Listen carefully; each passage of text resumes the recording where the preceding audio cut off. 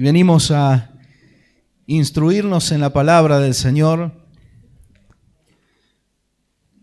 La luz, la lámpara para nuestras pisadas, para nuestras decisiones, para que en la vida podamos vivir, podamos resolver todos los asuntos, podamos tomar las decisiones con criterios bíblicos. Amén.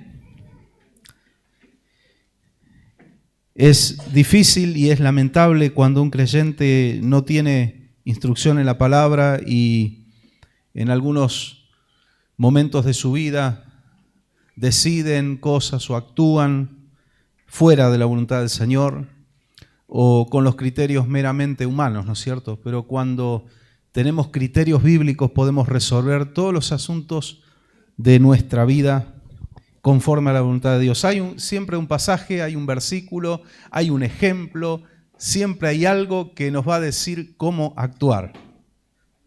Hay una frase típica que se usa mucho, sobre todo nuestros hermanos de Estados Unidos la usan mucho, cuando están en algún dilema de la vida y se preguntan qué hubiera hecho Jesús, en este caso, ¿no?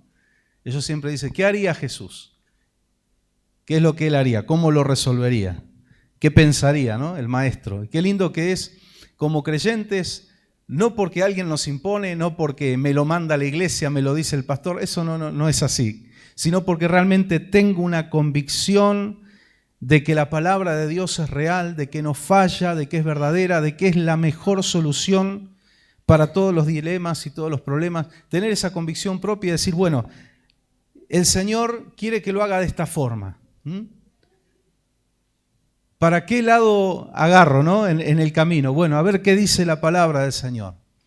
Y cuando empezamos a aplicar criterios bíblicos a la cotidianeidad, porque para eso es la palabra, es para vivirla todos los días, ¿no? No es algo místico, algo, bueno, religioso nada más, que se lee en el templo algunos días en la semana. No, la palabra del Señor es poderosa, es viva y es práctica. Es un aspecto que tenemos que grabarnos en nuestras mentes, en nuestros corazones. La palabra de Dios es práctica. La empezamos a aplicar y en muchas ocasiones, esto para los lectores de la palabra lo saben bien, muchas veces Dios dice, tenés que perder por hacer mi voluntad, perdé. No siempre vas a ganar, perdé, pero después yo te voy a recompensar. Hubo un caso de un rey que había ofrecido dinero a otro rey para que lo ayude en una batalla. Y el Señor le dijo, en sencillas palabras, le dijo, ese rey y ese ejército que contrataste no es mi voluntad, en vez de una ayuda te va a ser un tropiezo. No salgas con él a la batalla. Y este otro rey le cuestiona al Señor y le dice, pero Señor, pagué mucho dinero, ya le pagué. Y el Señor le dice, ¿te importa el dinero más que hacer mi voluntad? Perdé lo que le pagaste. Yo te puedo dar mucho más de lo que le pagaste a él, pero hacé mi voluntad. El Señor quiere que entendamos esto. Hay veces que perdemos por hacer la voluntad del Señor, pero a la larga, por eso la fe y la paciencia están siempre en juego en nuestra vida. Le creemos a lo que Dios dice, terminamos ganando. Terminamos ganando. El creyente que obedece al Señor quizá a veces tiene que perder en algunas decisiones, pero termina ganando porque ponernos al Señor de nuestro lado es lo mejor que nos puede pasar. Es lo mejor que nos puede pasar. Tenerlo al Señor de nuestro lado, obedecerle a Él. Por obedecer a Dios, hermano, déjame decirte, le vas a desagradar a mucha gente. No esperes caerle bien a todo el mundo, es imposible. A Jesucristo lo persiguieron, a Jesucristo lo criticaron, lo calumniaron y dijeron cosas de él. Sí, Jesús no pudo conformar a todo el mundo, menos usted y yo, menos. El Señor le dijo, el mundo por causa mía los va a aborrecer a ustedes. Sí.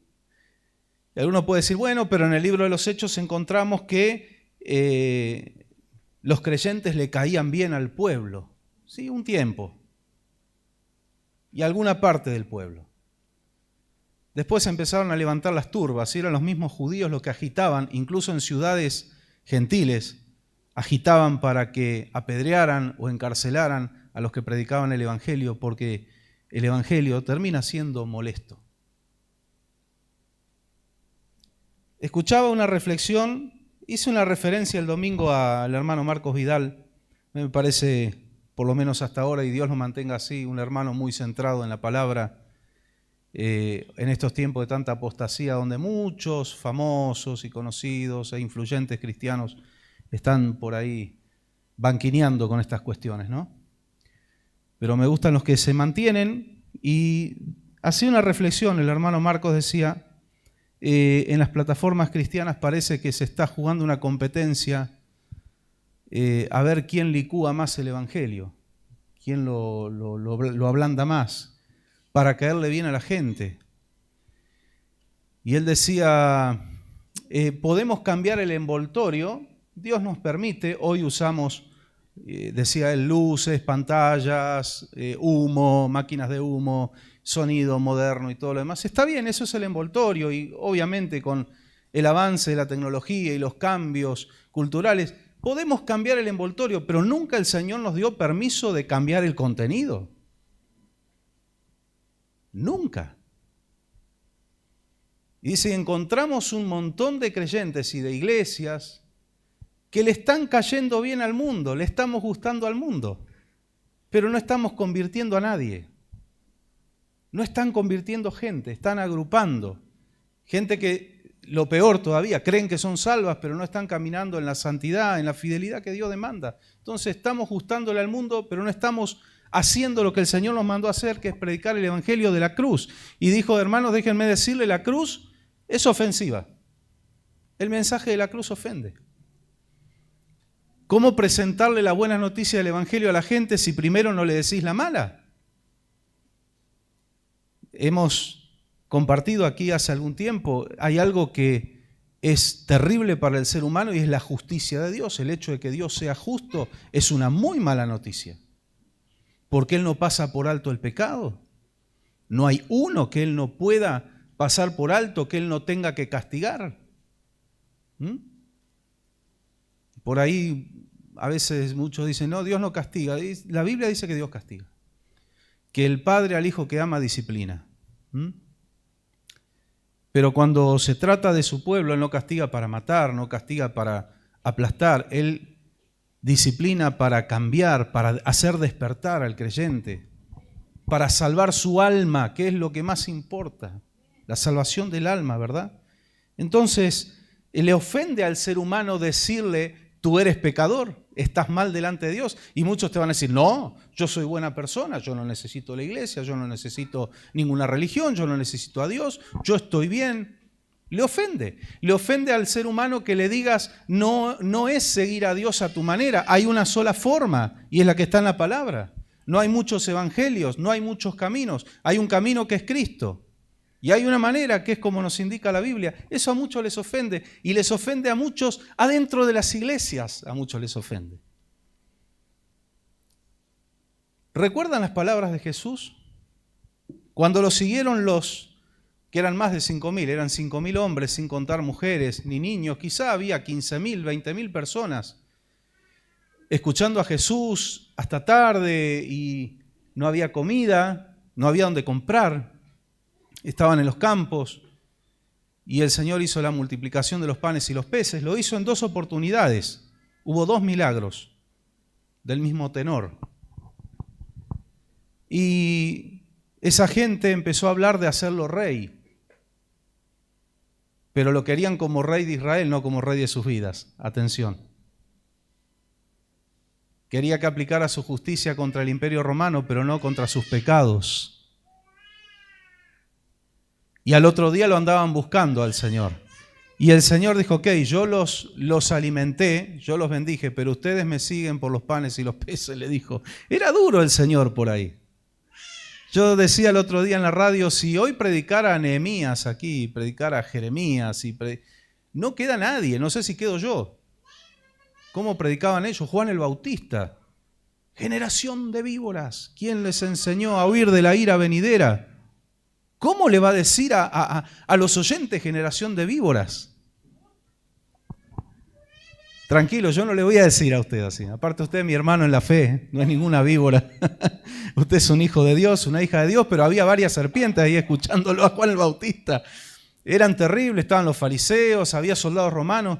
Pero ¿sabe por qué él lo hacía? No era el típico predicador odioso que va a descargar el odio y su frustración en un púlpito. No, él amaba a la gente y decía, pero déjense embromar, busquen al Señor. Dice que él era el cumplimiento a la profecía de que Dios iba a mandar al espíritu de Elías, no a Elías reencarnado, sino esa unción que tenía Elías de volver el corazón del pueblo hacia Dios.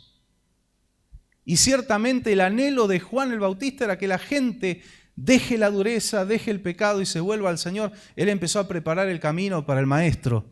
Pero cuando el maestro se presentó, él no era ningún egoísta, no era ninguna estrella. Él dijo, Él es, yo no soy. Síganlo a Él.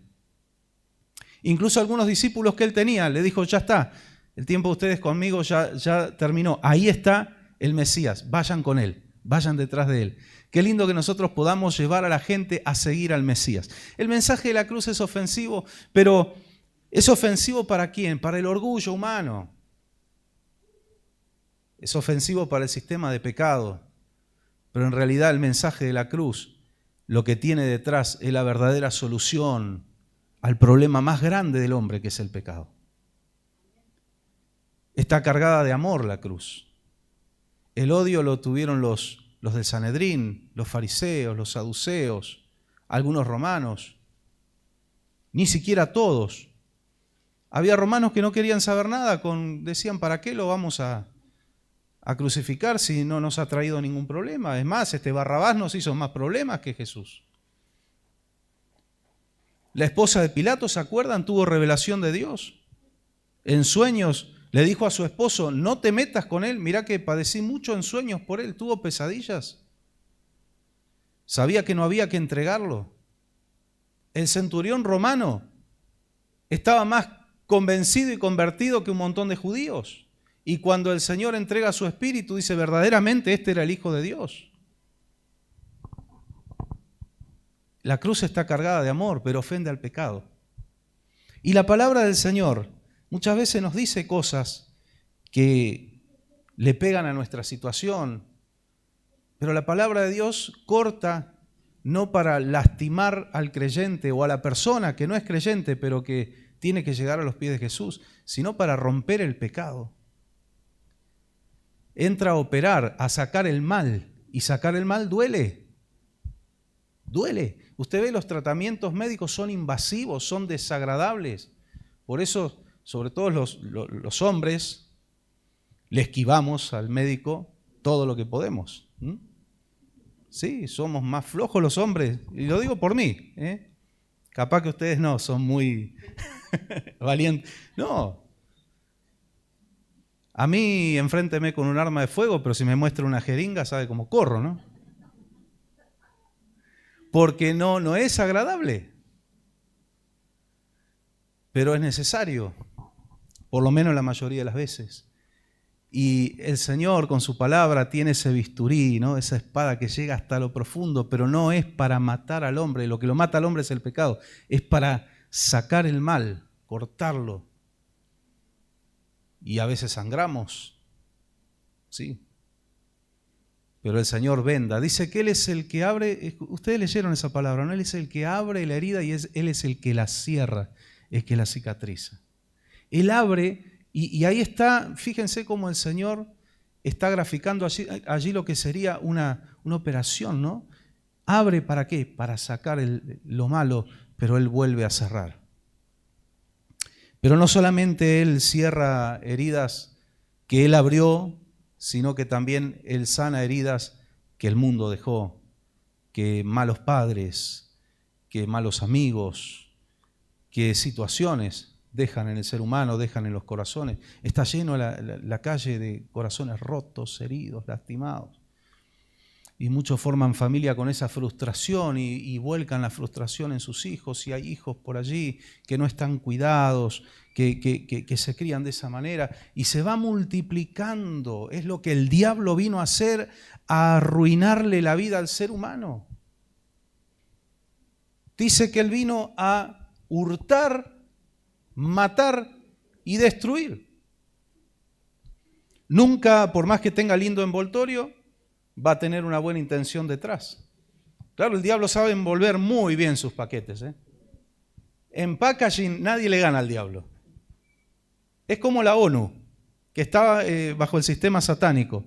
Tiene un packaging tremendo, la Agenda 2030, ahora ya es la Agenda 2045 y el pacto futuro para no sé qué. Gracias a Dios, nuestros gobernantes lo rechazaron. Eso es absolutamente satánico. ¿Por qué? Porque todo viene en lindos paquetes. Solidaridad, sustentabilidad. Ay Dios, yo cuando escucho sustentabilidad me da urticaria. Es encarecimiento, es escasez producida, les profeso, es impuestos punitorios, eso es sustentabilidad. Mientras ellos siguen tirando bomba y destruyendo el planeta, ¿no? Bueno, el enemigo es especialista en envolver en buenos paquetes. El Señor te muestra las cosas como son. Eso es el verdadero evangelio, hermanos. El que nos hace bien, sin eufemismos. El que nos hace bien, que aun cuando Dios nos habla fuerte, lo hace con amor. Dios no es un Dios odioso, no es un Dios frustrado. ¿De qué? Si Él es exitoso, es invencible, es todopoderoso, ¿de qué se va a frustrar el Señor?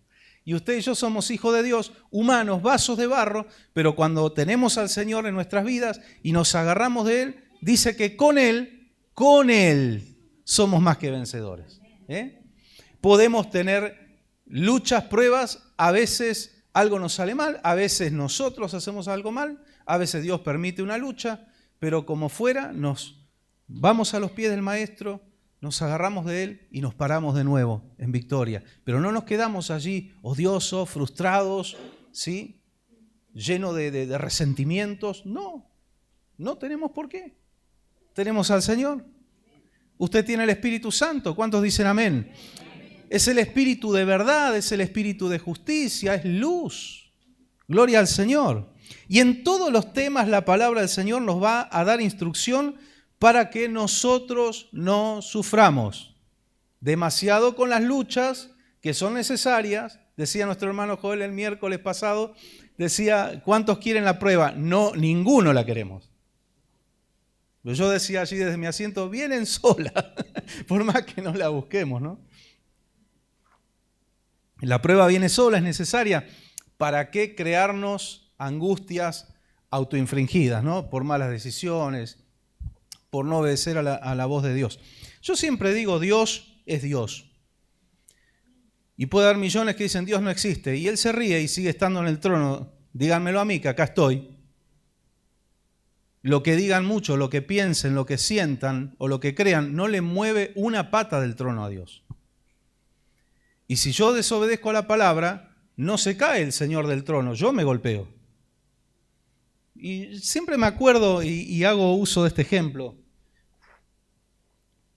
Cuando estábamos trabajando en obraje en La Serenísima, ¿no? En la empresa aquí, y eran muy, muy exigentes con la seguridad, lo cual eso salvó muchas vidas también. Y había muchas exigencias y los medios de seguridad eran molestos, eran invasivos, pero hasta que uno se acostumbraba. Yo recuerdo que en alguna oportunidad querer hacer así para subir un andamio y si no tenía el arnés me sentía como que estaba desprotegido. Ya sentía que me faltaba algo, entonces iba y me colocaba el arnés con 40 grados de calor al rayo del sol pintando con pintura blanca, imagínese. Pero el casco, el arnés, engancharnos a un cabo de vida, era todo un trabajo, pero eso te protegía. Y andaba el inspector de seguridad, era un sabueso, hacía muy bien su trabajo, muy bien. Y se te aparecía de la nada, así, ¡puf! Y vos decías, ¿dónde salió este? Y te miraba. Y él andaba caminando por abajo con su casquito puesto, y cuando veía a alguno desenganchado decía, el que se va a reventar y se le van a desparramar las tripas es a vos. Yo no. Yo estoy acá abajo, estoy seguro. sos vos el que estás ahí arriba. Así que enganchate. Y él siempre te decía eso, el que se va a matar sos vos. Y te lo decía una vez, a la segunda te sancionaban, ¿no? Pero es verdad. Y el Señor nos da instrucciones. ¿Y para qué son? ¿Para quién? Para nosotros. Él sigue siendo Dios, Él no se cae del trono, Él no pierde el reino, ni el diablo lo pudo derrocar. ¿Qué lo vamos a derrocar nosotros con nuestra desobediencia? Nos dañamos nosotros mismos. Necesitamos obedecer la palabra de Dios. ¿Cuántos dicen amén? Y vamos a tratar un tema. Quizá lo terminemos hoy, si no lo seguimos el miércoles que viene con la ayuda del Señor, que es un tema puntilloso y es un tema a veces difícil, pero es causa de muchos problemas y de muchos ministerios truncados y de muchos propósitos truncados, que es el yugo desigual. No sé cuántos habrán escuchado este término, esta terminología, que es bíblica, el yugo desigual. Los más grandes, no quiero decir los más viejos, pero los más grandes, en alguna oportunidad hemos visto lo que es un yugo, o en algún libro, o en el campo, o en primera persona. Quizá los más jóvenes no, o quizás sí, lo vieron en internet, pero ¿qué es el yugo? Es un instrumento de madera, lo voy a graficar así, con dos arcos que tiene la forma del lomo de un buey o del animal al que se va a enganchar, y es una sola pieza para dos animales, y se le pone arriba, se le ponía en la antigüedad arriba de los bueyes. Todavía en Rumania, por ejemplo, se usa mucho, al viejo estilo, ¿eh? El arado con la mano, por eso el ejemplo bíblico, el que pone la mano en el arado, no mire para atrás, porque es verdad, tenía que llevar el surco, no era una máquina. Lo iba tirando un animalito y uno iba llevando el surco derechito, y si uno miraba para atrás, se torcía el surco. El yugo une a los dos bueyes, y yo voy a trabajar el campo o voy a llevar una carga en una carreta, vamos a volver varias décadas o siglos atrás. Yo inteligentemente tengo que elegir a dos animales de la misma altura, de la misma especie,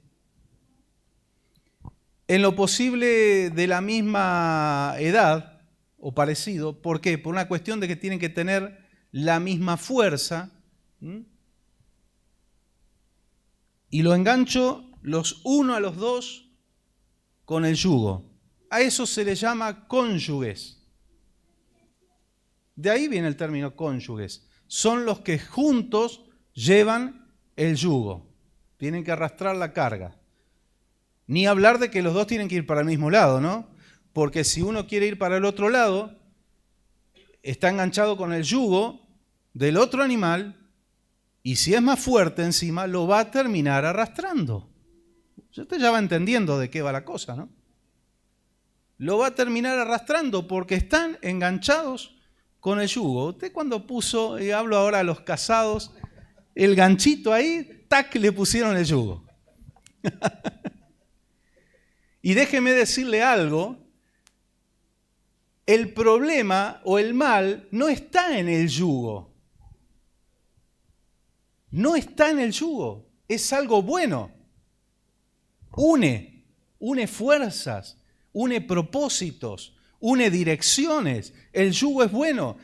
El tema es quién está. ¿Quién es el otro que pone el gancho? Y al que está al lado mío en el yugo, no me lo impone nadie, lo elegí yo. De ahí viene cónyuge, la yunta. ¿Saben que uno de los métodos más efectivos del diablo, yo quiero que presten especial atención a este tema, porque habla principalmente del matrimonio, yugo desigual o yugo parejo, habla principalmente del matrimonio, pero no aplica solo al matrimonio. Ahora, ¿por qué el tema central es el matrimonio? Porque según la voluntad de Dios es una decisión que no se debe deshacer. No se debe deshacer. Hay algunas cláusulas que el Señor permitió, pero dijo al principio, dijo Jesús, esto no era así. Fue por la dureza del corazón del ser humano que Dios tuvo que permitir la carta de divorcio. O la carta de repudio, nombres que tenía en la Biblia, ¿no? Pero no era la voluntad perfecta de Dios, fue una voluntad permisiva para solucionar algunas cuestiones del ser humano. Pero hay otros yugos desiguales que son, por ejemplo, las sociedades, los negocios. El tema es que las sociedades pueden deshacerse. Más fácil que un matrimonio.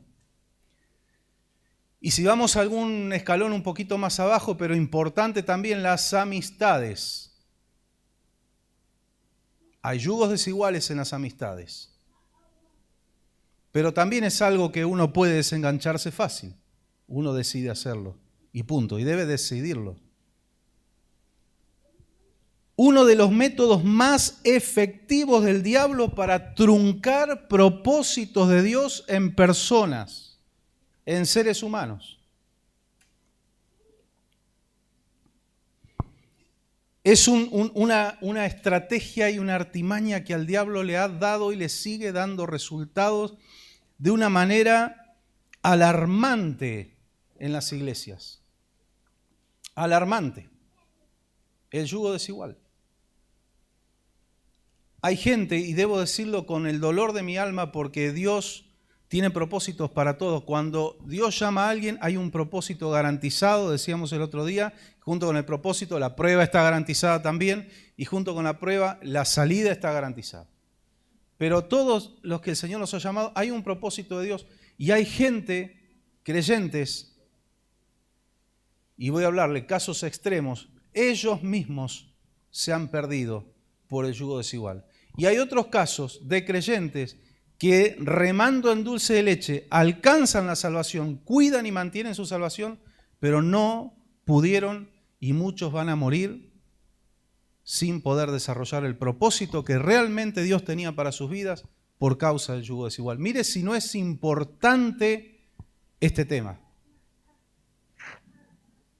Mire si no es importante. Es un método que al enemigo le ha dado resultados. El diablo ve a este muchacho o esta chica. Dios tiene un propósito con su vida. Dios la quiere usar. Dios lo quiere usar. Le voy a poner, en vez de un buey, le voy a poner un caballo. O cualquier otro animal. O un burrito. O lo que fuere. Voy a poner un yugo desigual.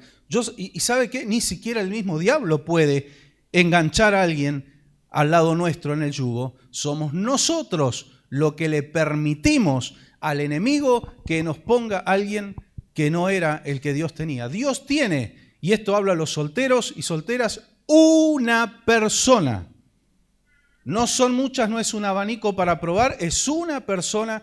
Hay un hombre para cada mujer, hay una mujer para cada hombre, que Dios la conoce, Dios lo conoce. Y nosotros tenemos la tarea de orar, de buscar la guía de Dios y de tener el discernimiento para saber cuándo es la persona que Dios ha puesto. Porque hasta que llegue esa persona, el diablo tiene, no una, muchas personas, un abanico de personas y oportunidades, entre comillas, para hacerte caer.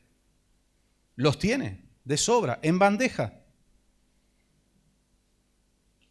Y está la mirada humana, ¿no? Pero este es más feo que martillarse un dedo en invierno. ¿Quién le va? Y el diablo le va a poner a una hermosa chica, o por lo menos que a él le va a gustar. Y él va a decir, es la oportunidad de mi vida. Y el Señor, no, mi hijo, no. A nosotros nos enseñaban cuando éramos adolescentes, nos enseñaban los pastores, no se vaya, así claramente decía las chicas, no se vayan detrás del primer pantalón arrugado que ven. Y ustedes chicos no salgan corriendo detrás de la primera pollera arrugada que ven. Están los que de repente, y en el mejor de los casos, en las iglesias, empieza a tener alguna onda un chico con una chica, se empiezan a gustar. Y bueno, vamos a orar a ver si es la voluntad de Dios, está bien, no está mal eso, pero le falta algo, había que orar antes. Antes hay que orar. No cuando te empieza a gustar a alguien, antes hay que orar. Hay que venir orando desde antes. Y los padres tenemos que venir orando desde antes por nuestros hijos. Los peligros están para todos y tenemos que orar, tenemos que clamar, tenemos que instruir, tenemos que equipar, que darle herramienta a nuestros hijos. No decir, bueno, ellos elegirán mañana. No, ore, instruya en la palabra. Luche porque el diablo está al acecho. Y acá quiero hacer uso de una figura legal que muy sabiamente el Señor la reveló. El diablo, y pone la figura del ladrón en la Biblia, vino a, no dice robar, dice hurtar. No es lo mismo, es una figura legal diferente. El robo es cuando de repente alguien dejó todo bien cerrado, bien trabado, y el ladrón vino, rompió, violentó una medida de seguridad, ingresó, o vino alguien y barreteó la caja de un negocio y se robó la recaudación. Pero de repente, cuando estaba abierto, cuando el que robó era el cajero, que tenía acceso a la caja, es hurto. No violentó nada. Alguien entró, me olvidé de cerrar, y alguien entró, es hurto. Porque yo le permití. Yo no usé las medidas de seguridad. Y encima tiene menos castigo. Es una figura legal con atenuante. No es lo mismo el robo que el hurto. Y sabiamente el Espíritu Santo revela por boca del Señor que el enemigo vino a hurtar, matar y destruir. Porque el diablo no puede tomar nada que nosotros no le permitamos.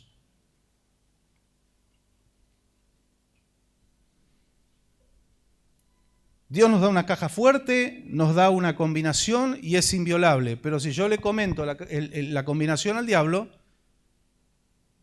y él se aprovecha, claro, yo me descuidé, él vino, trac, la abrió. ¿Quién es el culpable?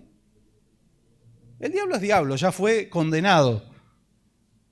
Desde el principio, desde antes, ya fue condenado. Pero yo soy el culpable porque le di la combinación. El rey Ezequías se está por morir. Dios le manda un profeta y le dice, prepara tu casa porque vas a morir. Él llora, se quebranta delante del Señor. El Señor dice, ten en cuenta todo lo que hice por defender la sana doctrina, por defender tu casa, por guiar al pueblo en tu temor. Y era verdad. Era uno de los reyes que una vez vimos, los reyes teocráticos, los que dejaban que Dios gobernara. Y ahí nomás el Señor le habla al profeta y le dice, volvete y decile a Ezequías que le añado 15 años más de vida. Déjeme decirle algo, conociendo la historia hasta el fin, hubiera sido preferible que Ezequías partiera con el Señor cuando Dios se lo dijo. Y ahí está, voluntad permisiva, voluntad perfecta y voluntad permisiva. Dios le permitió 15 años más, pero ¿qué hizo Ezequías? Lo primero que hizo fue mostrarle todos los tesoros a sus enemigos, que se vinieron a hacer los buenitos, porque el diablo nunca va a venir con los cuernos, el tridente, la cola y de color rojo. Viene disfrazado de ángel de luz. Él viene buenito. ¡Ay, qué bueno que te recuperaste, Ezequías! ¡Cuánto nos alegramos! ¡Ay, sí, vengan! Ahora somos amigos de los asirios, somos amigos. Vengan, miren todos los tesoros que hay en el templo, miren todos los tesoros que hay en el palacio. Y el Señor le habla y le dice, ¿qué hiciste? Porque ahora van a venir y se van a robar todo. Y podría haber hecho Ezequías, Señor, guárdame. No, a veces que el hombre hace mal las cosas y pretende que mágicamente el Señor le solucione ahí al toque los problemas. Y muchas veces son lágrimas durante años. Y algunas cuestiones lleva toda la vida. Qué importante que es no dar la combinación de nuestra caja fuerte al enemigo, no dar la combinación de nuestro corazón, sobre toda cosa guardada, guarda tu corazón, porque de él mana la vida. No dé las claves de su corazón a cualquiera. Y esto va para matrimonios, pero va para la amistad también. Para las confianzas, las confidencias, ¿a quién le contás tus cosas? Cuidado con mostrarle los tesoros de tu corazón a gente que finge ser tu amiga y hacer causa común contigo, pero está mirando cuándo puede venir a robar o a hacer uso de todo lo que le mostraste.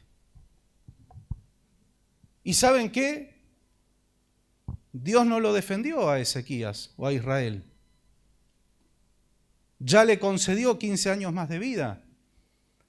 Y encima tuvo un hijo que cuando ascendió al trono tenía 12 años, así que ese hijo lo tuvo durante los 15 años que el Señor le añadió de vida, que fue un desastre. Manasés se llamó. Fue un idólatra, un pagano, llevó al pueblo a la desgracia. Por eso digo, le hubiera hecho bien a Israel y al mismo Ezequías, que en el momento que Dios hizo sonar la campana,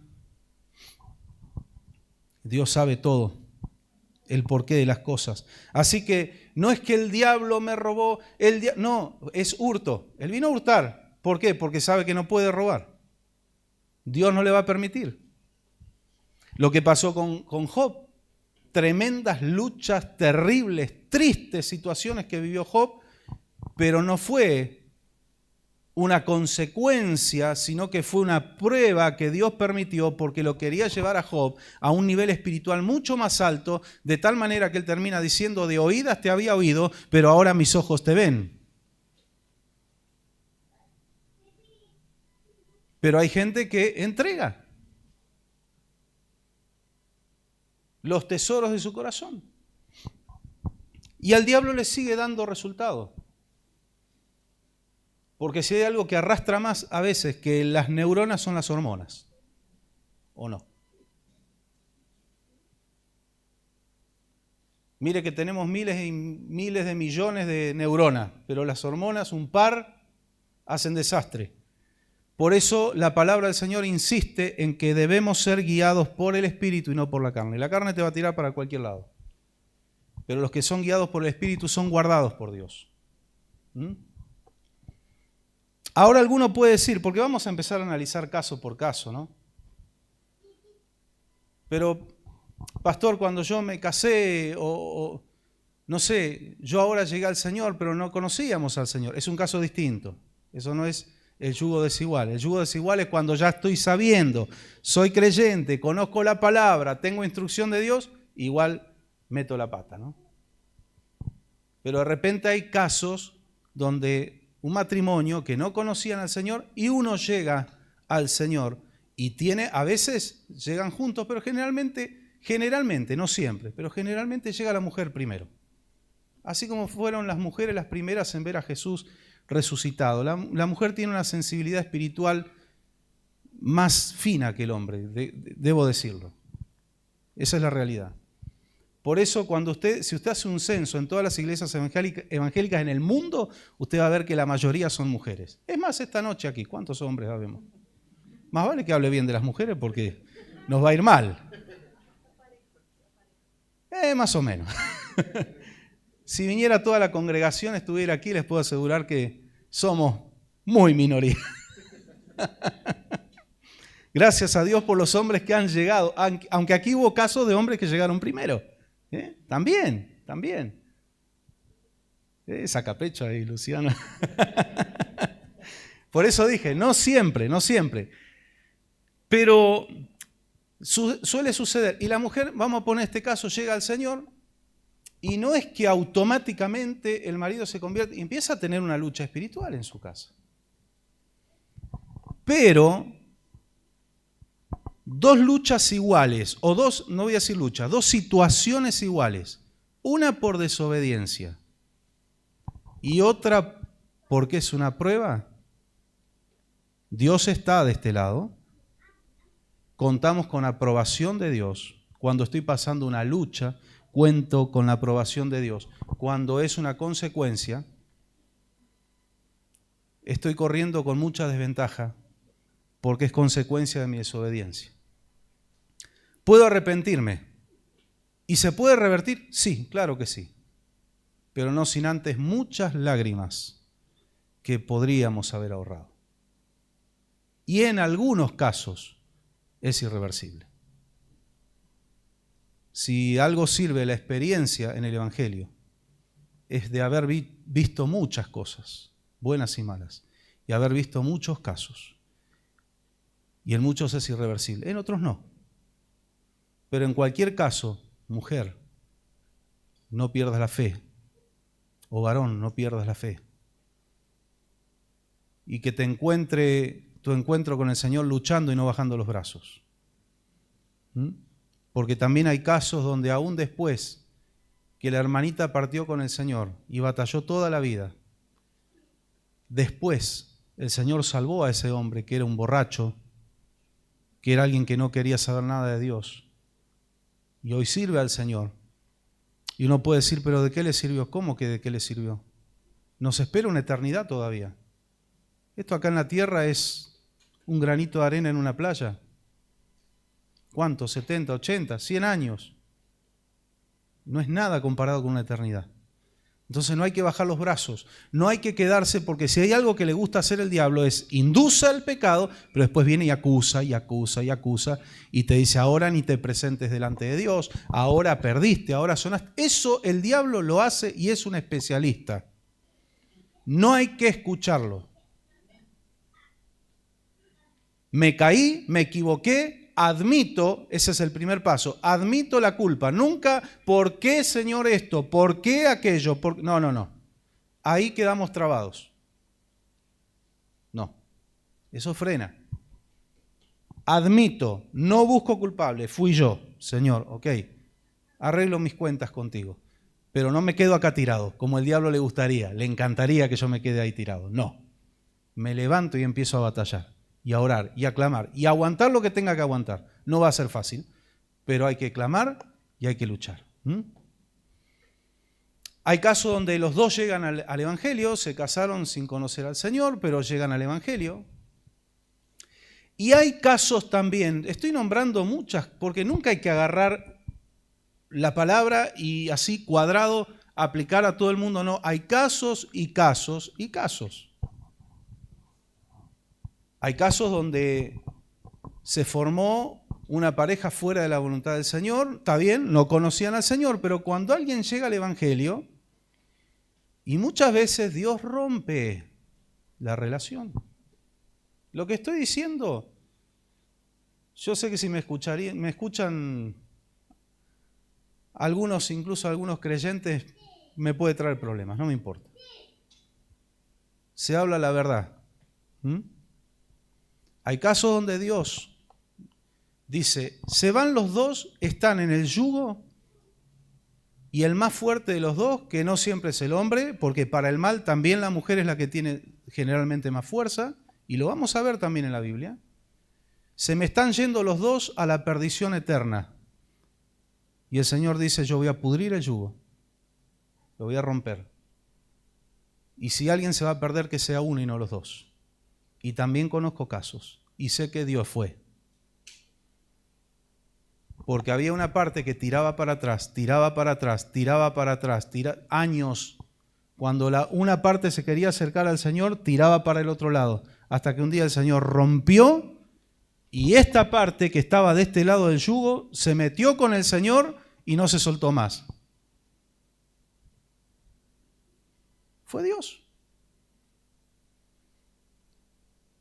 Por eso la oración y la guía del Espíritu Santo en cada caso en particular, no es que yo agarre una ley, la ley, incluso la ley terrenal tiene un espíritu, tiene una interpretación, tiene rangos de interpretación. Bueno, cuánto más la ley de Dios que es viva, y no es que la palabra de Dios cambie, pero hay un mandato de Dios para cada caso en particular.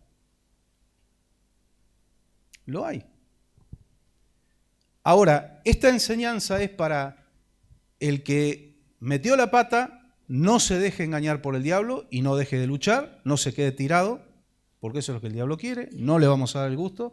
Y todos, ¿qué hacemos los creyentes? Se equivocó, ok, vamos a orar para restaurar.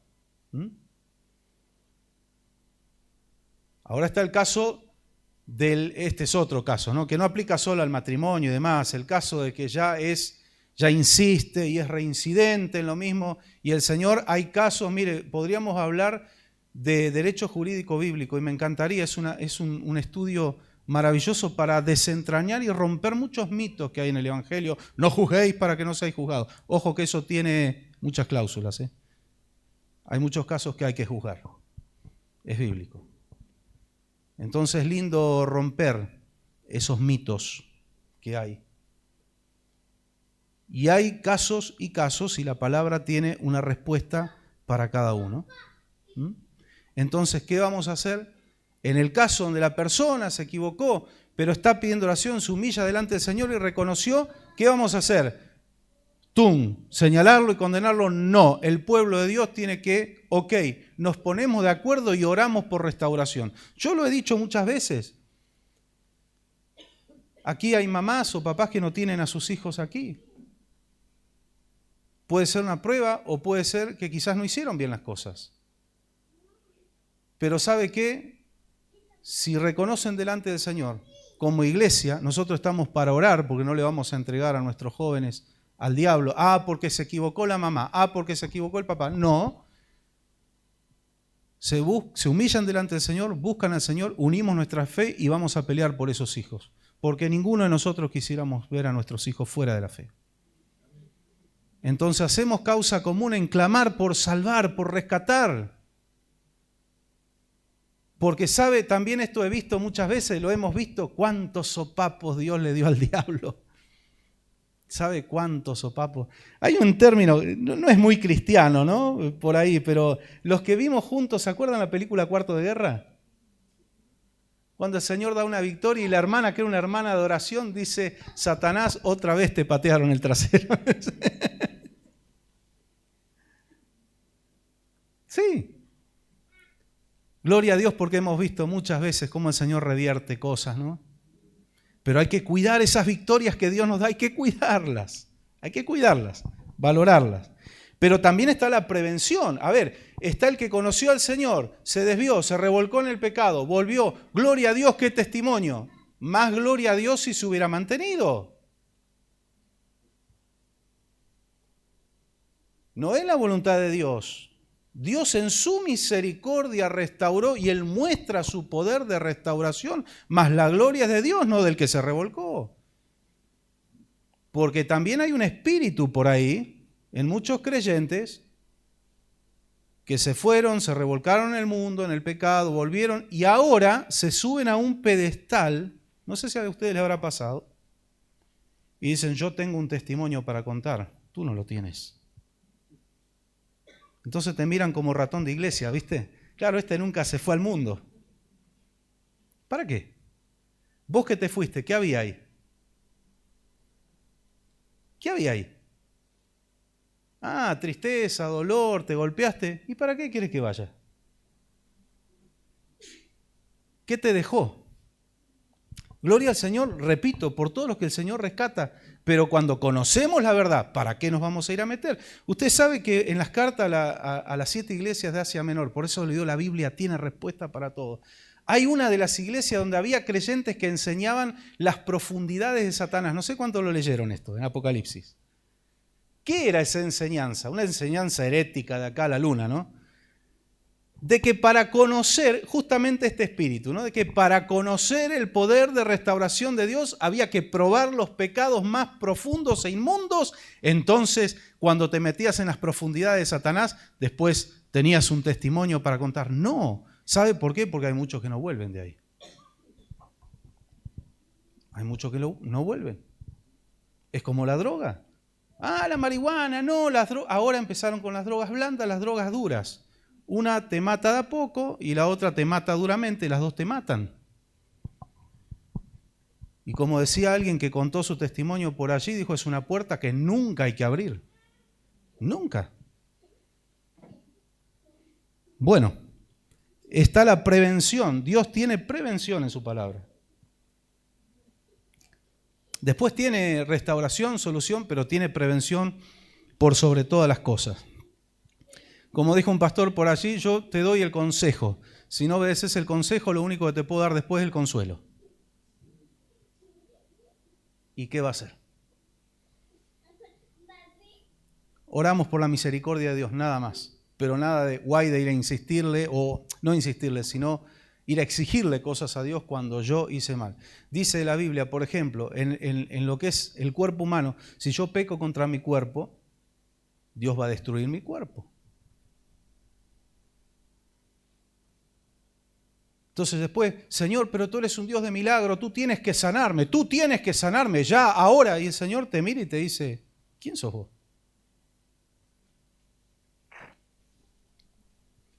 Como dice un pastor español, Dios no es manipulable.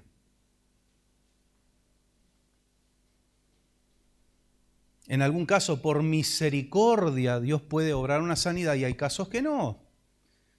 Siempre se usa el ejemplo del ladrón de la cruz para ejemplificar la gran misericordia de Dios hasta el último momento, pero yo siempre resalto un detalle, no lo bajó de la cruz. Salvó su alma, pero no lo bajó. Tuvo que pagar las consecuencias de su pecado. Y el Señor quiere evitarnos eso, quiere que lleguemos a Él antes de estar colgados al lado de Él. No, antes. Él quiere salvarnos de muchos dolores, de muchas angustias.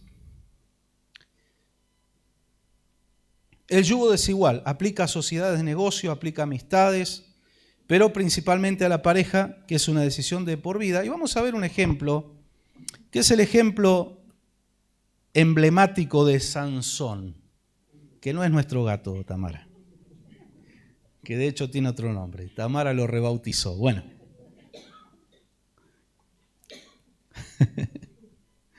Jueces capítulo 16. Vamos a Jueces 16.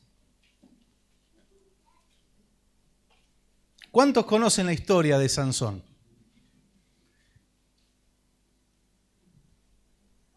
Hay 2 o 3 que han leído la Biblia. Bien, el resto vamos a ir aprendiendo. Para eso son los seminarios bíblicos.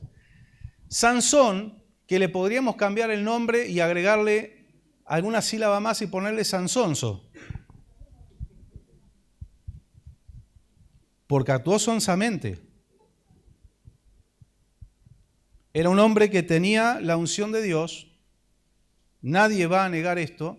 Nació por milagro, su padre Manoa, su esposa no podía tener hijos. Israel estaba en problemas, se había metido en problemas una vez más, pero clamaron al Señor y el Señor dijo, yo les voy a mandar un hombre. Era la época de los jueces, no había reyes todavía en Israel, no existía la monarquía. Y el Señor gobernaba al pueblo por medio de ese juez, pero por medio de ese juez le daba también salida, le daba victoria. Ese juez se levantaba un ejército, peleaba contra los enemigos, liberaba a Israel. En ese tiempo, en un tiempo fueron los madianitas, ¿sí? ¿Se acuerda de Gedeón? En este tiempo eran los filisteos, que habitaban es la parte sur, ¿no es cierto?, de Israel, lo que es Franja de Gaza, Asdod, Ashkelon, Asdod, todas esas ciudades de Cron, eran ciudades que los filisteos habían tomado, no eran de ellos. Los filisteos en realidad ni siquiera son que dicen los palestinos vienen por los filisteos, no, los filisteos venían de Grecia y eran naciones nómades. Ellos ocupaban territorio y ahí se afincaban, ¿no? Y habían ocupado toda esa zona. Mire, la Franja de Gaza sigue dando tantos problemas, ¿no?, en estos tiempos.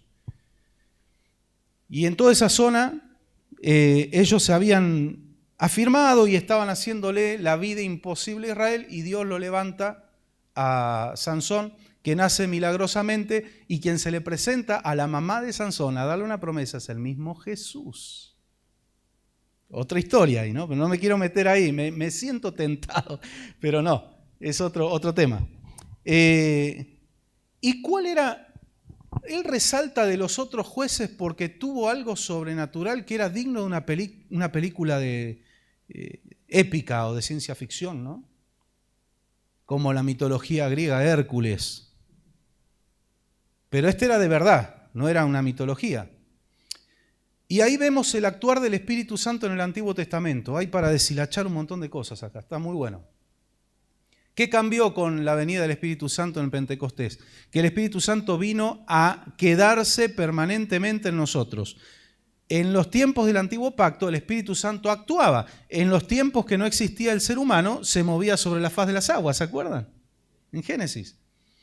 ¿Cómo hacía en el Antiguo Pacto? Venía, actuaba y se apartaba. De repente, Yo escuché una vez una prédica una enseñanza que me pareció una barbaridad, que decía que David había escrito en la carne los salmos porque no había venido el Espíritu Santo en Pentecostés todavía. Me parece una barbaridad decir eso, porque si escribió en la carne, ¿qué hace en la Biblia? No, vino el Espíritu Santo, inspiró a David, él escribió. Vino el Espíritu Santo y lo hizo profetizar al rey Saúl. Y profetizaba junto con los profetas. Pero hacía esto, el Espíritu Santo actuaba y se retiraba. Sansón, ¿cuál era la señal? El don que él tenía era la fuerza física sobrenatural. Pero no es que Sansón iba a agarrar un picaporte de una puerta y lo rompía, o andaba atravesando paredes, así rompiendo, derribando paredes. No, él era un hombre común, como cualquiera de nosotros, pero cuando era la ocasión, no es que, a ver, si Sansón iba a participar a un campeonato de pulseadas, es decir, van a ver cómo les doy vuelta a todo esto con brazo y todo, iba a perder seguramente porque el Espíritu Santo no está para la pavada. Ojo que la unción que Dios da la da con propósito. Yo he conocido casos de gente que Dios le dio una unción y después se desviaron y ¿saben lo que hacían? Te voy a mostrar cómo la unción que tengo, aquel que va por la esquina lo voy a hacer que se caiga, ¡fum! Y se caía, pero después la unción se apartó, se fue yendo, como la gloria se fue del templo. Porque Dios no es para jugar y andar mostrando el poder como si fuera mío. Sansón no podía hacer uso de esa fuerza para él hacerse el canchero, como ninguno de los dones que Dios nos ha dado o habilidades son para hacernos los cancheros. Todo es para la gloria de Dios y edificación de la iglesia. Pero cuando se tenía que enfrentar a los filisteos, venía el Espíritu de Dios sobre él y él solo dejaba el revuelo. Le arrancó la quijada a un asno, encontró una quijada de asno y empezó pim, pum, pam, pim, y volaban filisteos para todos lados. Pero él se volvía a su casa y era normal. Pero Dios le había dado algo, esa fuerza sobrenatural se la había dado a cambio de una demostración de obediencia. Él tenía que ser nazareo. Y le tengo que explicar lo que es el nazareo. No es lo mismo que nazareno. Y esto parece un juego de palabras, pero Jesús era nazareno y no era nazareo. No era nazareo Jesús. ¿Qué es ser nazareo? Nazareo era un voto de exclusividad y de fidelidad que una persona podía tomar con Dios de manera temporal o permanente. ¿Y cómo era ese voto? No cortarse el pelo jamás, o por lo menos durante el tiempo del nazareato, no beber ningún tipo de bebida alcohólica, no tener contacto con ningún muerto, por más que el que muriera fuera su padre, su madre, un ser querido, no podían tener contacto, no podían estar en un velorio. Tenían varios requisitos que ellos voluntariamente, como una dedicación al Señor, decirle al Señor, estoy dedicado 100% a ti, no tengo el tener contacto con muertos, eso en la ley mosaica era contaminarse. Está bien que se podían descontaminar, había métodos bíblicos, ¿no? Lo que era la ley de antes, y muchas cosas de Levítico en realidad era por cuestiones sanitarias también, cuestiones prácticas.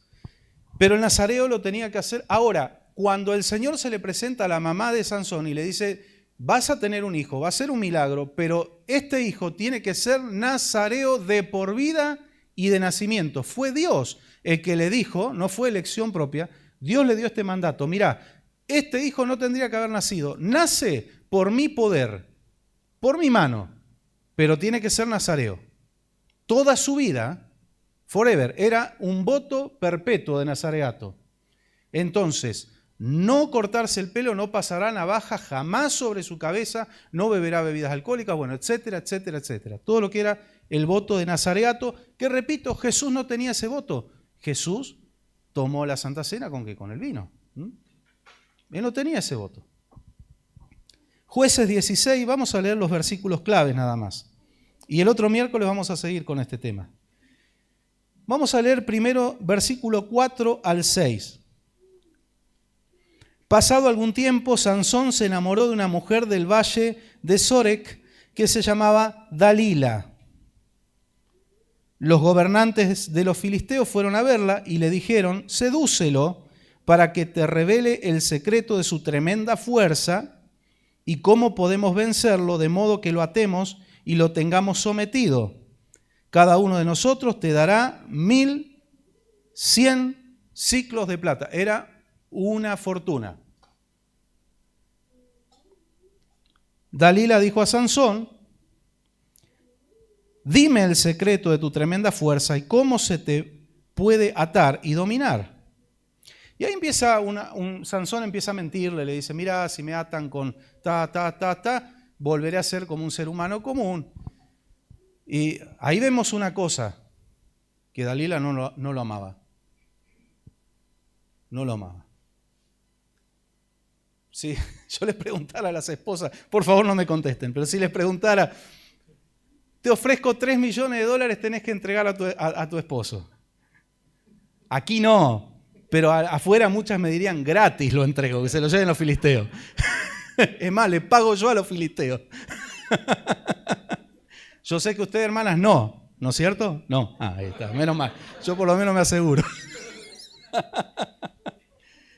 Ahí vemos algo importante, no lo amaba. Donde le pusieron la platita ahí, ok, ¿qué hay que hacer? Lo mato yo si querés. No, ellos lo querían atrapar porque él le había hecho estrago a los filisteos.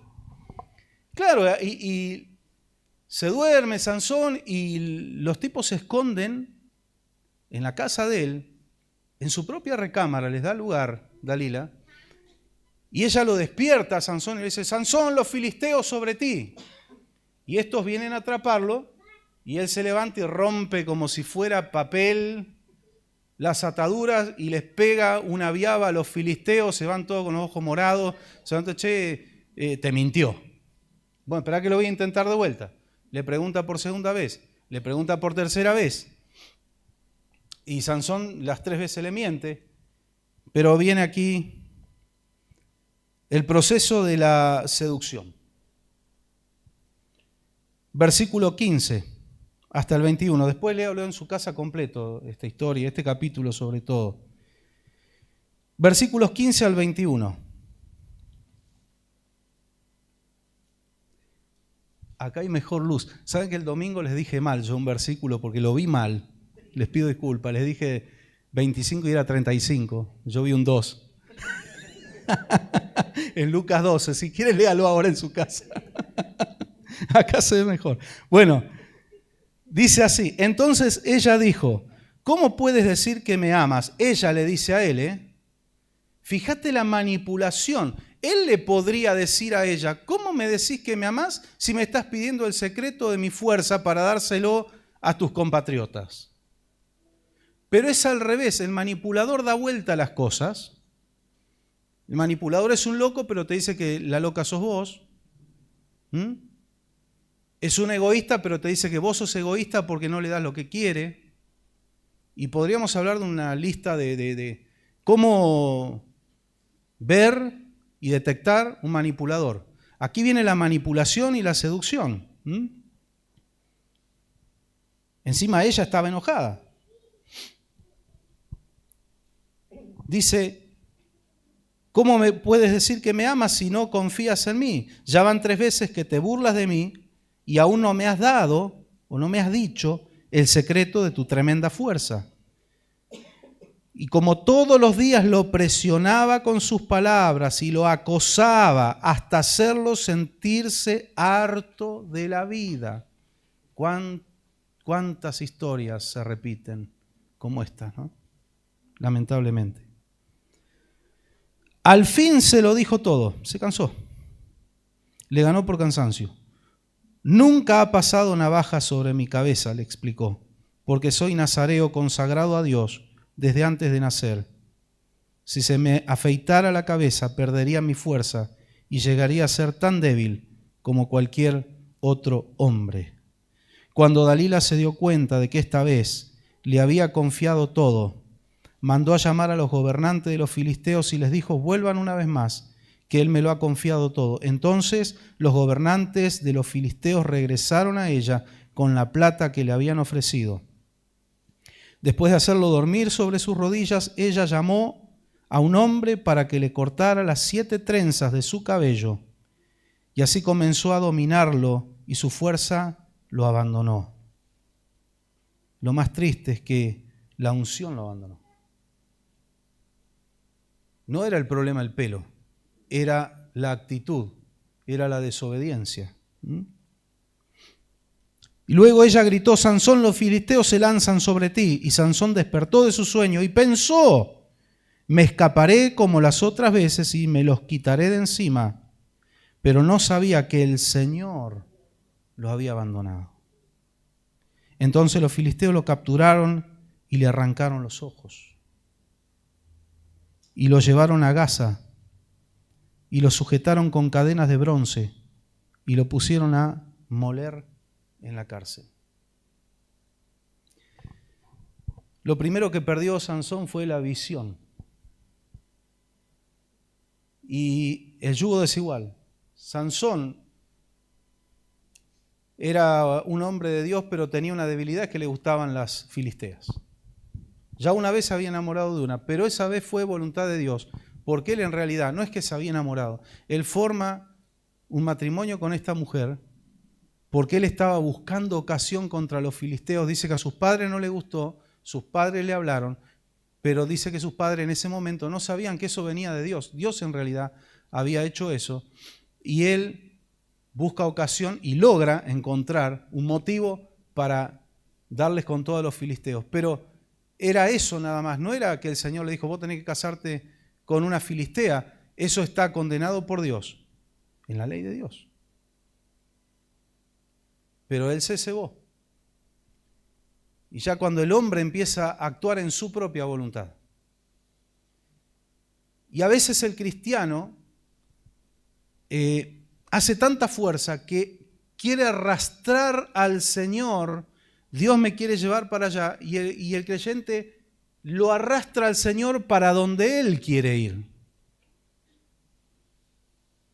Señor, tú tienes que hacer realidad todos mis planes, todos mis sueños, todos mis deseos. Y el Señor dice: ¿quién te dijo? ¿De dónde sacaste eso? Dice que aquel que se goza en el Señor, aquel que se deleita en el Señor. ¿Quién es el que se deleita en el Señor? El que camina en su voluntad. Es incompatible una persona que dice: yo me deleito en Dios, y hace otra cosa. El que hace su voluntad. Entonces aquel que camina en la voluntad de Dios, dice, Dios le concederá las peticiones de su corazón. Pero ¿qué es lo que va a conceder? Todo lo que el mismo Espíritu Santo está poniendo en nuestros corazones. No puede haber amor o aprecio por el pecado en el corazón de un creyente que se deleita en Dios. Entonces no puede un creyente que se deleita en Dios coquetear con el pecado. ¿Y aquel que tiene malos deseos, usted cree que Dios le va a conceder las peticiones de su corazón? No, es un absurdo. Aquel que se deleita en Dios, él empezó a forzar y a querer manipular la voluntad de Dios, y Dios no es manipulable. Y esta vez no era de Dios, él se enamoró de verdad de Dalila, y el problema era que Dalila no se enamoró de él. Y Dalila era un enemigo más, y realmente ahí se cumplió de que estaba durmiendo con el enemigo. ¿Cuál era el problema de Sansón? Él se casó con una mujer que no era del pueblo de Dios, pero pensó que podía manejar la situación. Es un engaño tan común y tan trillado del diablo que sigue dando resultados. El creyente cree que puede manejar la situación. Cuando Dios me dice, es por acá, y yo voy por acá, no puedo manejar nada. No es que Dios me va a respaldar. Dios te respaldaba acá, no acá. Yo escucho predicadores que dicen, si viene un narcotraficante y me trae los diezmos de lo que vende, la droga que vende, yo se lo acepto porque todo lo que toca el siervo de Dios es santificado. Mentira, está en desobediencia. Entonces no va a ser santificado nada. Porque el Señor dijo en su palabra, no quiero el precio de la prostitución, no quiero el precio de la sangre. No, por eso los mismos saduceos, cuando hasta fueron más honestos que algunos predicadores de hoy. ¿Usted se acuerda lo que dice la Biblia cuando fue Judas a devolver el dinero? ¿Qué dijeron los saduceos? No lo podemos poner en las arcas del templo porque es precio de sangre. Hasta en eso fueron más honestos. No se puede santificar nada si estoy en desobediencia. Yo me tengo que santificar. Y el problema de Sansón es que creyó que él podía manipular la situación, él podía manejarlo, ya lo hizo otras veces, le mintió 3 veces hasta que lo dominó, lo hastió, lo manipuló y él soltó el secreto. Y él todavía seguía creyendo, me voy a levantar y voy a romper lo que me pongan y voy a vencer a los filisteos. Y cuando se levanta y ve que no se puede soltar, ¡ay! Una vez, 2 veces pudo manejar la situación. 3 veces manejó la situación, pero hubo una que él tendría que haber salido de ahí. A la primera que vio que la mujer metió en su recámara, en el secreto de su casa, metió a los enemigos, él tendría que haber dicho, chau Dalila, nos vemos, o no nos veamos más. Se quedó. Hay creyentes que ven que el diablo les está socavando su vida, socavando la paz, y ahí se quedan.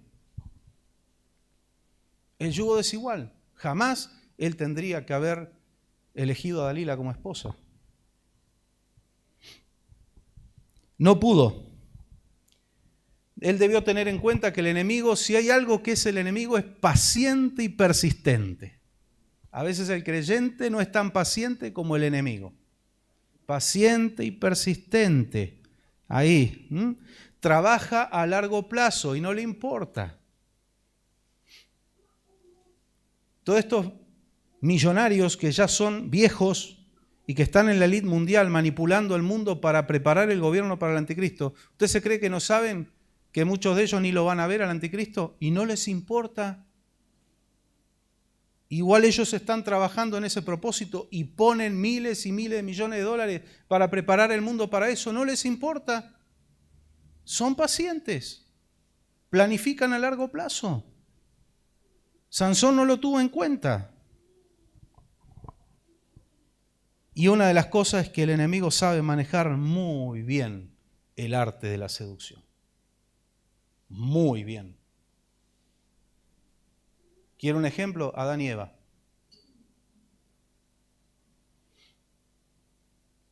Lo incitó y lo llevó a su esposo a comer del fruto prohibido.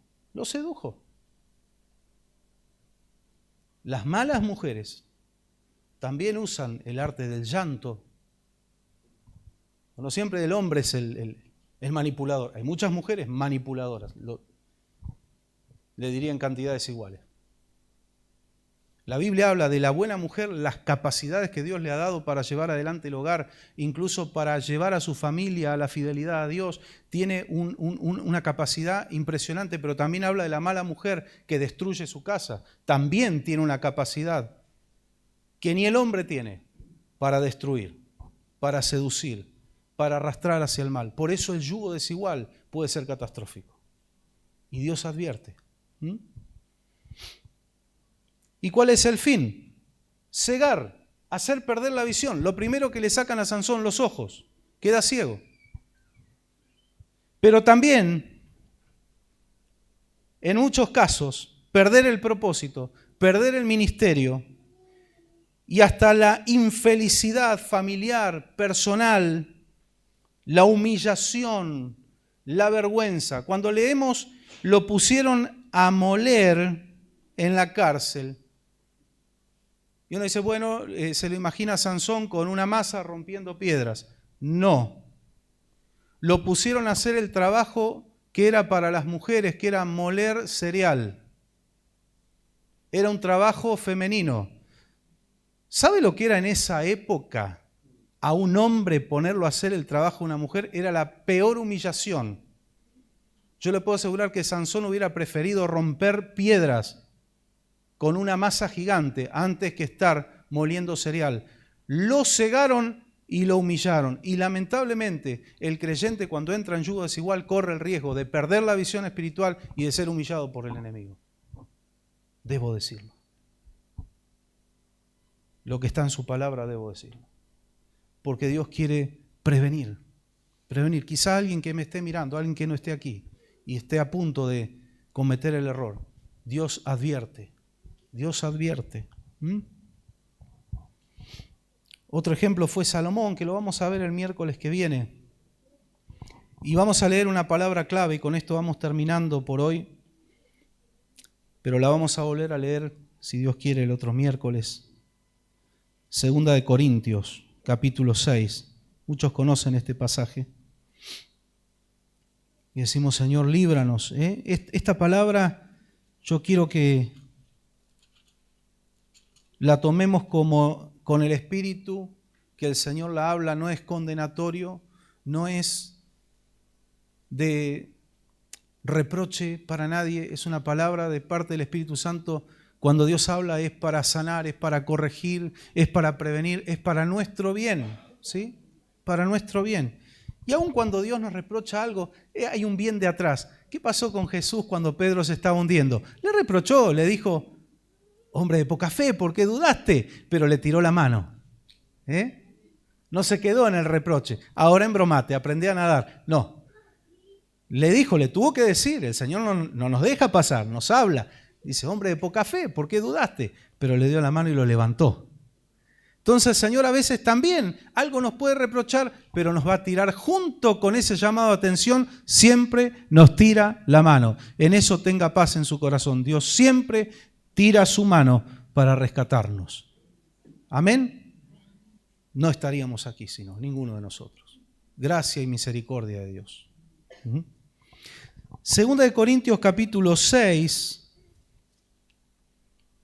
Aquí vamos a ver a Pablo citando una ley bíblica de Deuteronomio.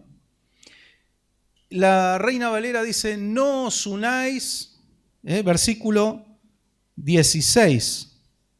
Segunda de Corintios 6, 16. O, 14, perdón. No os unáis en yugo desigual, dice, ¿verdad? ¿Cuántos tienen la Reina Valera? Esta edición de la NBI dice, no formen alianza con los incrédulos. O sea, lo que hace es parafrasear y aclarar lo que está diciendo la Reina Valera. No se unan en yugo desigual. No formen alianza con los incrédulos. No dice la palabra, miren, pueden por ahí, en una de esas. Dice, no formen alianza con los incrédulos. No os unáis. Hay palabras que son pragmáticas, tajantes, no son optativas. No se unan en yugo desigual. ¿Qué tienen en comunión la justicia y la maldad? ¿O qué comunión puede tener la luz con las tinieblas? Es lógica pura. Y esto de no os unáis en yugo desigual hace referencia a Deuteronomio 22:10, donde dice exactamente lo mismo. No armen un yugo desigual, no pongan a trabajar un buey con un burro. La práctica, lo práctico, ¿qué es? Tienen fuerzas y tamaños desiguales. El yugo va a quedar cruzado. Uno va a tirar más que el otro. Pero hay otra que es un sentido espiritual. El burro era considerado animal inmundo y el buey era considerado un animal que no era inmundo.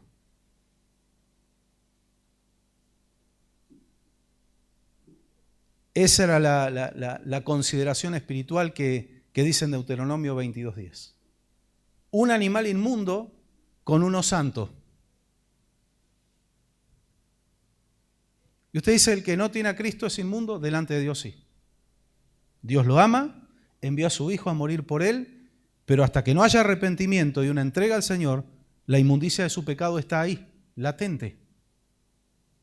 Tenemos que entender eso.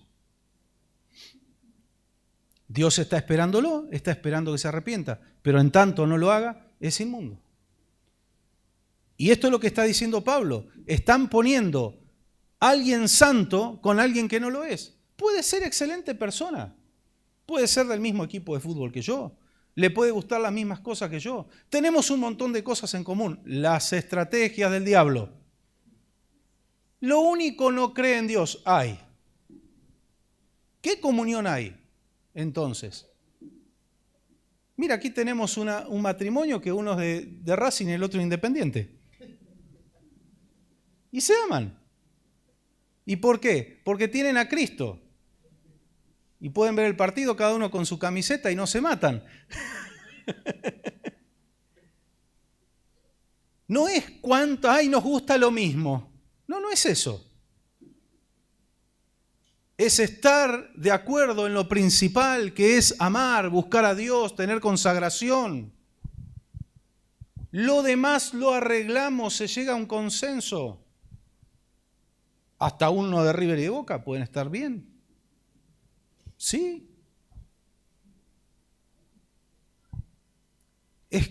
Decía un pastor que nos visitó, el pastor Mere, decía que la fe es el horcón principal de nuestro rancho. Si sacamos eso se nos cae todo encima.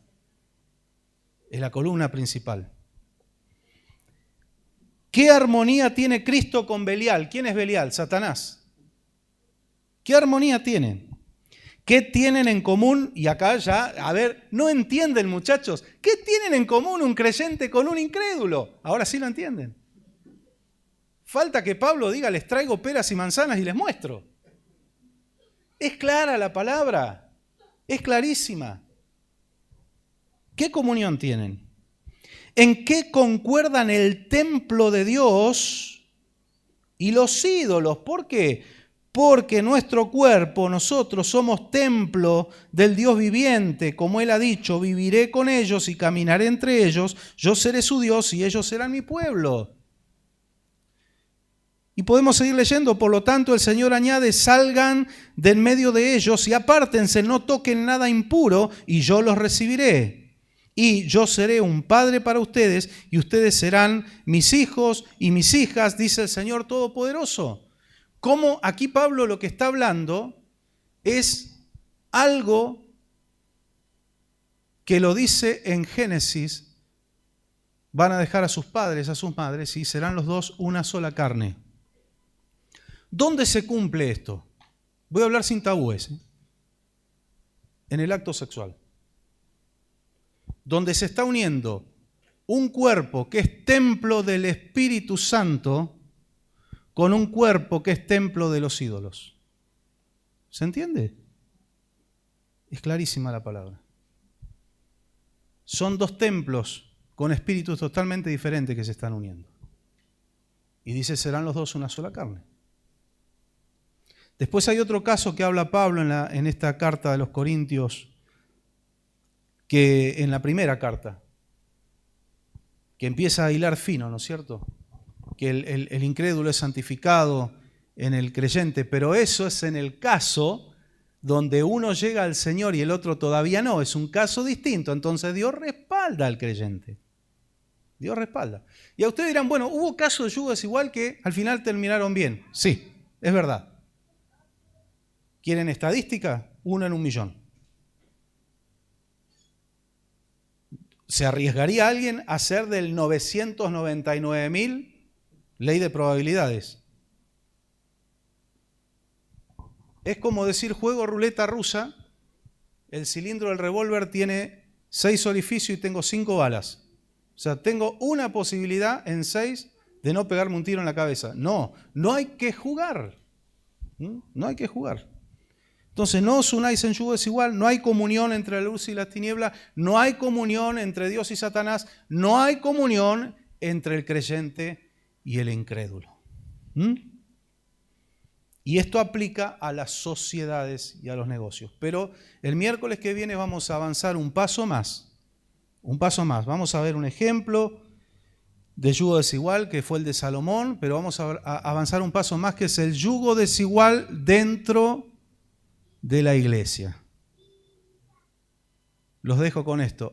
¿Puede haber yugo desigual dentro de la iglesia? Sí. Sí. Pero bueno, vamos a estar de pie, oramos al Señor.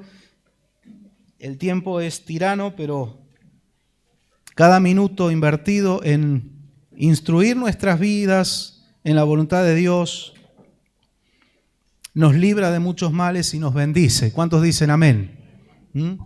Gracias a todas estas instrucciones que nuestros pastores nos enseñaban cuando éramos chicos, cuando éramos adolescentes, cuando éramos jóvenes. Dios nos ha librado de tantas cosas.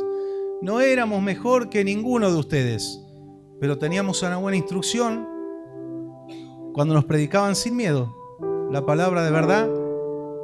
Y teníamos nosotros la opción, la acepto, la aplico en mi vida o hago caso omiso.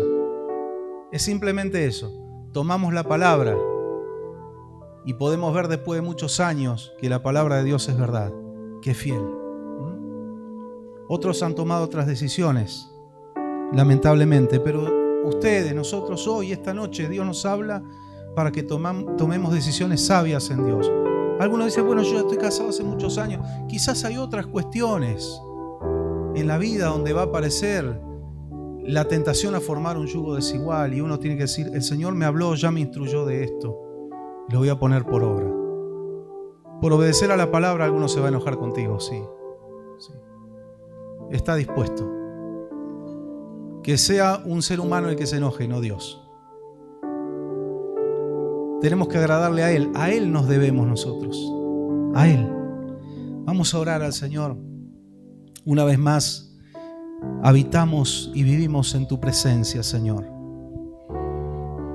Y nos gozamos por la voz de tu Espíritu Santo, que ha salvado tantas vidas, no solamente en el sentido espiritual, en lo eterno, sino que ha salvado también tantas situaciones. Nos ha salvado de tantas angustias. Quizá en principio por obedecerte muchas veces hallamos oposición, burlas. Hemos sido denostados por elegir obedecerte a ti, no importa. Hemos visto los frutos de la obediencia a tu palabra, Señor, cómo no obedecerte. Y si en algo te estamos fallando, Señor, perdónanos, límpianos. No queremos desagradarte a ti. No nos importa lo que la gente piense de nosotros, sino estar bien contigo y hacer tu voluntad. Ayúdanos a cada uno de nosotros. Ninguno de nosotros venimos en jueces, jactándonos de nada. No, Señor, venimos con un espíritu de humildad delante de tu presencia. Porque ese humillarnos ante ti nos va a librar de tantas cosas. Porque el humilde delante de tu trono siempre tiene una audiencia. Siempre tus oídos están dispuestos a escuchar a aquel que se humilla ante ti. Bendice a mis hermanos, Señor, a mis hermanas. Bendice los matrimonios. Bendice los noviazgos en tu voluntad, Señor. Y rompe y deshace todo lo que sea una trampa del diablo, Señor. Quita todo engaño, libera las mentes, los corazones de todo engaño del enemigo. Que podamos analizar no solo las cosas, sino aún las personas, como tú nos enseñaste. Tú, Maestro, nos dijiste, por sus frutos los conoceréis. Ayúdanos a estar despiertos, a no caer en las trampas del enemigo, a ser librados, como dice tu palabra allí en los Proverbios, el avisado ve el mal y se esconde. Señor, que podamos poner por obra toda tu palabra y queremos ver como siervos tuyos a nuestros hermanos, a las familias bendecidos, gozando de tu bendición y aún fortalecidos en las luchas, en las pruebas. Señor, tú eres la paz, no solo después de la tormenta, tú eres la paz en medio de la tormenta. Llena de tu paz cada corazón, de confianza, Señor, que se renueve la confianza y la fe en ti. Que aquellos, Señor, que vienen con voces extrañas a querer debilitar nuestra fe, los podamos rechazar, cerrar nuestros oídos y oír la voz de tu Espíritu Santo, oír la voz de tu palabra, oír la voz de los profetas, como dice tu palabra, para ser prosperados, para estar seguros, creer a lo que tú hablas y vivirlo. Ayúdanos a todos nosotros, todos necesitamos. Fortalece, bendice, da salida en medio de las pruebas, en medio de las situaciones, aún en medio de las tentaciones. Salidas, Señor. Y que seamos sabios para usar esas puertas de escape que tú nos das. Bendice a cada hermano, mira los clamores de su corazón, cada anhelo, cada petición en tu perfecta voluntad. Responde a tu pueblo, muestra tu poder y tu gloria. Aún a la distancia oramos por aquellos que están enfermos o accidentados. Señor, tu buena mano de poder, de sanidad, de restauración, toque sus vidas, Señor, y sea un testimonio para las familias y aún para la misma ciencia. En el nombre de Jesús, sana, Señor, aquí a los que tienen dolencia, a los que están enfermos. Extiende tu mano de poder, de milagros, de misericordia, Señor. Piedad y misericordia por un pueblo que tú formaste. No somos perfectos, Señor, pero tú nos amas y te amamos a ti, Señor. Mira cada necesidad, en lo económico, en lo familiar, en todo, Señor. Muestra tu brazo desnudo de poder, de milagros, de prodigios, para que tu nombre sea exaltado y glorificado una y otra vez. Señor, te damos gracias. Gracias por la compañía y la ayuda de tu Espíritu Santo, sin la cual no podríamos tener victoria. Gracias te damos, te bendecimos y te adoramos. Padre, Hijo, Espíritu Santo. Amén y amén. Gloria a Dios. Dale un fuerte aplauso al Señor. Tú eres digno y merecedor de toda la gloria, Señor. Gracias por el perdón de nuestros pecados. Gracias por tu misericordia, Señor. Aleluya. Amén.